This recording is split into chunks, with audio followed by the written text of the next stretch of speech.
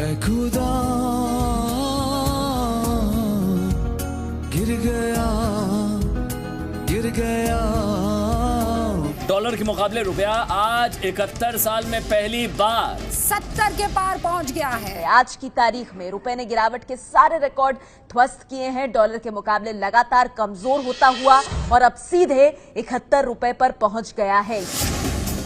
2018 में अब तक रुपए में 10% की गिरावट हो चुकी है। रुपए ने इस तरह से फिसलना शुरू किया, इस तरह से गिरना शुरू किया, कल तो टीवी लगाने से डर लग रहा था।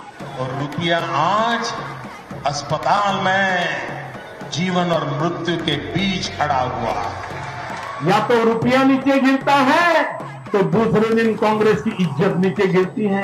मैं शासन में बैठा हूं, मुझे मालूम है इस प्रकार से रुपया इतनी तेजी से गिर नहीं सकता। क्या कारण है हिंदुस्तान का रुपया पतला होता जा रहा है?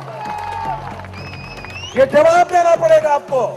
देश आपसे जवाब मांग रहा है। लेकिन अब वक्त बदल चुका है। नरेंद्र मोदी देश के प्रधानमंत्री बन चुके हैं और अब वो डॉलर के मुकाबले रुपए की गिरावट पर कुछ नहीं बोल रहे। देश पीएम मोदी के विचारों का इंतजार कर रहा है, लेकिन अभी तक वित्त मंत्री की तरफ से भी कोई बयान नहीं आया।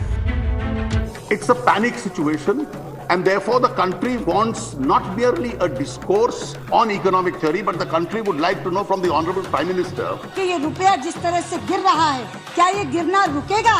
अगर रुकेगा तो उन्होंने क्या उपाय इसके लिए सोचे हैं? स्वयं प्रधानमंत्री आए और इसके ऊपर सदन में वक्तव्य दें। In a democracy the buck stops with the prime minister, it doesn't disappear with the prime minister.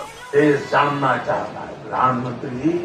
सरकार और बीजेपी देश की तस्वीर कुछ ऐसे ही पेश कर रही है कि देश में सब कुछ ठीक है, अर्थव्यवस्था टनाटन है। The government today blamed external factors for the rupee's fall to an all-time low against the US dollar and said there is nothing to worry about.